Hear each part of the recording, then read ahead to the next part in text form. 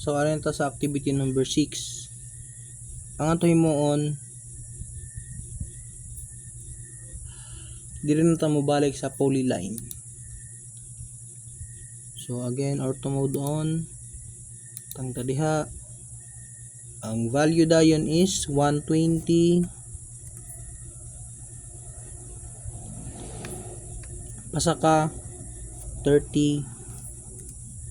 And then 120 na pod, and then close. Na. And then butang kog circle.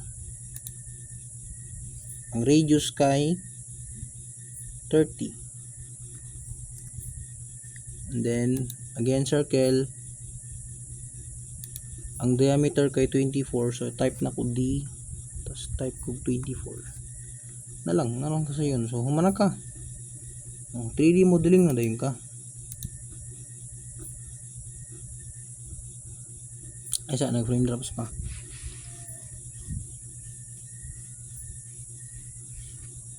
Okay, mana. Huy. So home, ay di isa siguro home. Di sa home. Home na dai, sorry. Press pull dayon nimo na sa tunga gusto gamitin press pull ha suyod, dapat sa suyod, ayo sa gawas. So ako lang siyang realistic. Press pull siyang realistic. Ang sukod pa to dito mo nang yang width is 60. So type kog 60. Okay na po dayon.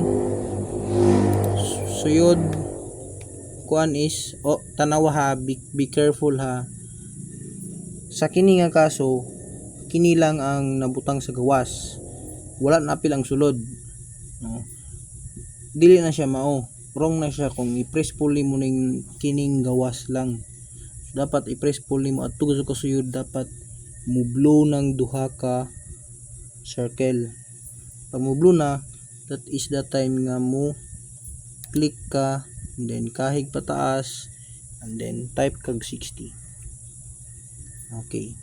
Again, adto ka sa view cube, top, i-select nimo sa top, and then kana mo na imong select, drag nimo ang center, center ha, ibutang pagun lang na to ang ortho mode then butang na to sa midpoint. So na karon ang problema na to is naghayang siya. Gusto na to nga maatubang siya sa ato Again, 3D orbit ka, click nimo ng duha ka line, ay duha ka figure nimo, enter. Kining pula dayon ang imong kuanon, imong i-click, and then type ka og value nga 90 kay para mo tilt siya sa angle nga 90. Maliso siya sa angle nga 90 ba? Enter. So you might have noticed nga dili siya completely hollow, di ba?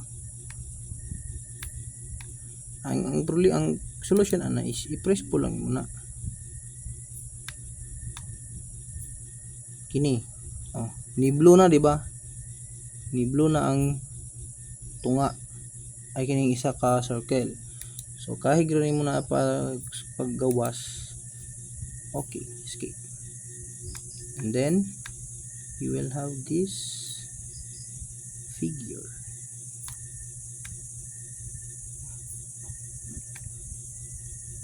Pag ako siyang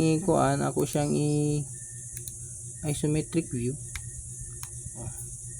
naka isometric view na siya, parehan na sa drawing.